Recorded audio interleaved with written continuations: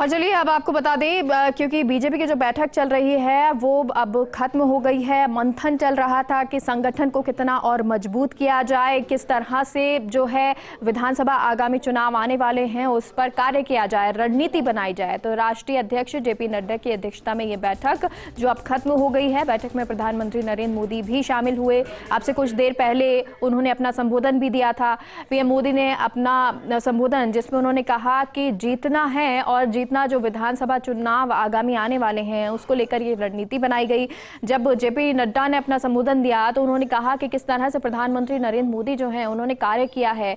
चाहे वो कोविड प्रबंधन हो, चाहे किसानों के लिए योजनाएं लगाना हो, चाहे फिर किसानों को रुपए देना हो। और हमारे साथ डिंपल हमारी सहयोगी जुड़ गई हैं। डिंपल, बैठक खत्म हो चुकी है, क्या कुछ रहा इस बैठक में? प्रधानमंत्री नरेंद्र मोदी अब से कुछ देर पहले बोल रहे थे, क्या कुछ महत्वपूर्ण बातें उन्होंने कही? बिल्कुल मेघा, कार्यकारिणी बैठक, भाजपा की राष्ट्रीय कार्यकारिणी बैठक समाप्त हो गई है बैठक और अब कुछ ही क्षण में प्रधानमंत्री नरेंद्र मोदी यहाँ से निकलने वाले हैं और योगी आदित्यनाथ अभी यहाँ से निकल ही रहे हैं और बाहर की ओर प्रस्थान कर रहे हैं। वहीं पीएम नरेंद्र मोदी ने अपने जो भाषण था, जो अपना संबोधन था, उसके अंदर साफ तौर पे जो चुनावी रणनीतियां होंगी आगामी विधानसभा चुनाव को लेकर उसके बारे में कहा और पिछले 2 सालों में जो बड़े बदलाव हुए हैं और संगठन की जो कमी रही है, क्योंकि पिछले चुनावों में जो अभी हाल ही के जो चुनाव थे, 3 लोकसभा चुनाव की बात करें, 30 विधानसभा सीटों के उपचुनावों की बात करें, उनमें जो उत्साहजनक प्रदर्शन नहीं देखने को मिला भाजपा का, उसको लेकर जो निराशा थी वो भी व्यक्त की। साथ ही जो कमियां हैं संगठन को उसको दुरुस्त करने की भी पूरी तरह से मंत्र दिया है और आगामी विधानसभा चुनावों में पूरी तरह से जो संगठन है वो जोर शोर से उतरे और अपना पूरा प्रदर्शन, अपना अच्छा प्रदर्शन दिखाए, इसके लिए जो भावी मंत्र है वो दिया है, क्योंकि अंतिम जो रणनीति है उसका मंत्र पीएम नरेंद्र मोदी ने दिया है। और साथ ही साथ जो हाल ही में जो कोविड को लेकर जो चीजें हुई थी, बैठक से तस्वीरें भी सामने आई थी कि जितने भी बड़े नेता थे, केंद्र के बड़े नेताओं ने पीएम मोदी का आभार जताया है, पीएम मोदी का स्वागत किया है। कोविड वैक्सीनेशन जो कि 100 करोड़ वैक्सीनेशन पूरा होने पर जो काफी खुशी उन्होंने जाहिर की। साथ ही साथ जो चुनावी रणनीतियों, क्योंकि हमने पहले भी आपको बताया था, ये इससे पहले जहाँ केंद्रीय मंत्री धर्मेंद्र प्रधान की प्रेस वार्ता हुई थी और उससे पहले उसके बाद जब निर्मला सीतारमण की प्रेस वार्ता हुई थी उसमें भी यही चीज सामने आई थी कि जो चुनावी रणनीतियां हैं उन पर पूरी तरह से मंथन किया गया है कि किसी भी तरह की कोई लापरवाही ना हो, किसी भी तरह की कोई चूक ना हो, क्योंकि और पीएम नरेंद्र मोदी ने साफ तौर पर इस चीज को भी कहा कि जितनी संगठन की नीतियां हैं, रणनीतियां हैं, उनके साथ जनता को भी पूरी तरह से जोड़ा जाए, जनता को भी साथ लेके चला जाए। अभी कुछ ही क्षण में पीएम नरेंद्र मोदी यहाँ से निकलेंगे और उनका संबोधन है जो कि पूरा हो चुका है और कुछ ही क्षण में यहाँ से निकलने वाले हैं। वहीं जो चुनावी रणनीतियां हैं उनको लेकर मंथन किया गया, साथ ही साथ जो जनता तक कैसे पहुंचा जाए, जो चुनावी नीतियों पर किस तरह से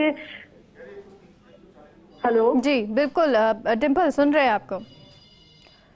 जी मेगा, बिल्कुल कुछ ही देर में डिंपल, क्योंकि अब से कुछ ही देर में प्रधानमंत्री भी निकलेंगे और जेपी नड्डा यहाँ से निकलेंगे, क्या प्रेस से भी मुखातिब वो होंगे? बिल्कुल जी, पूरी मीडिया यहाँ पर मेघा एकत्रित है और जैसे ही अगर मौका मिलेगा और संभवतः होने नहीं होंगे मीडिया से मुखातिब और वो लगातार यहाँ से जितनी भी मीडिया जुटी हुई है, पूरे हम आपको तस्वीरें लगातार दिखा ही रहे हैं। कुछ ही समय में यहाँ से प्रधानमंत्री नरेंद्र मोदी यहाँ से रवाना होंगे। वहीं अभी तक जितने भी बड़े नेता है, काफी बड़े नेता है, वसुंधरा राजे की बात करें,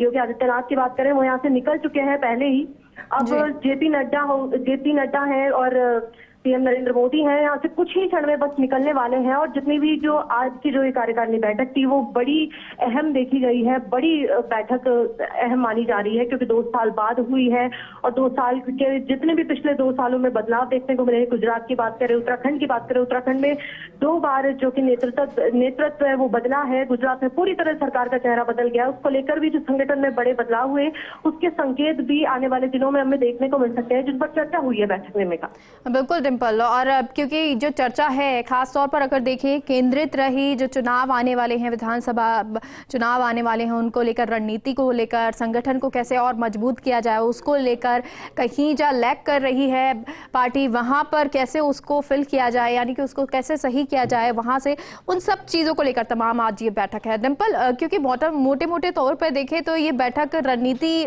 सही बनाने के लिए कि अब जो विधानसभा चुनाव आने वाले हैं और शायद एक बार फिर से जान फूंकने के लिए पार्टी की, क्योंकि 2 साल हो गए हैं, 2 साल बाद ये बैठक हुई है। तो जब इस तरह की बैठकें होती हैं तो जो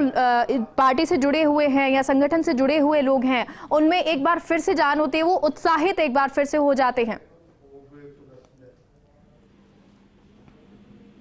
हेलो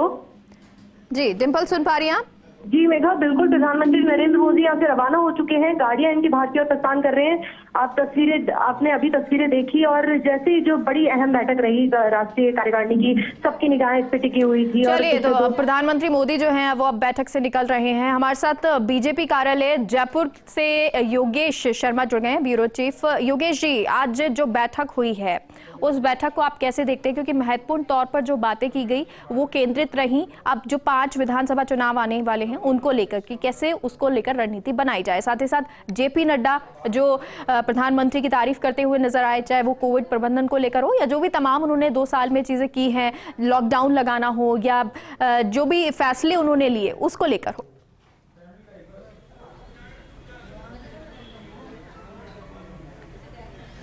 देखिए, सबसे बड़ी बात है कि Bharatiya Janata party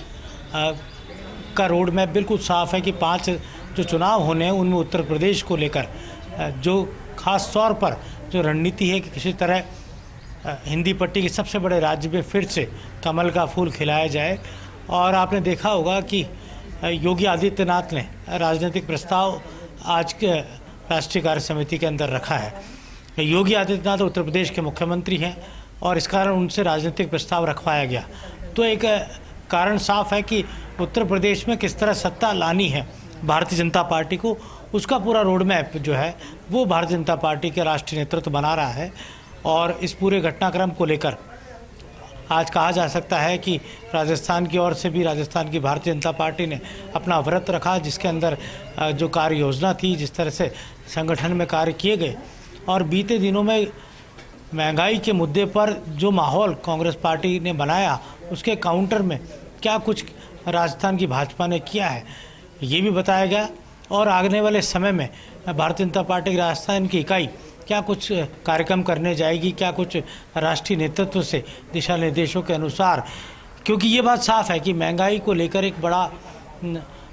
movement Congress party ने खड़ा किया था और अब भारतीय जनता पार्टी की केंद्र की सरकार ने वैट कम करने के बाद जिस तरह दबाव राजस्थान की सरकार पर बनाने की कोशिश की है, वो बीजेपी राजस्थान की जो इकाई है वो इस दिशा में क्या आगे बढ़ती है, क्या मूवमेंट खड़ा करती है, इसको लेकर है। और जिस तरह 2 उपचुनाव परिणामों के जो रिजल्ट आए हैं राजस्थान को लेकर, उसकी समीक्षा की बात भी की जा रही है।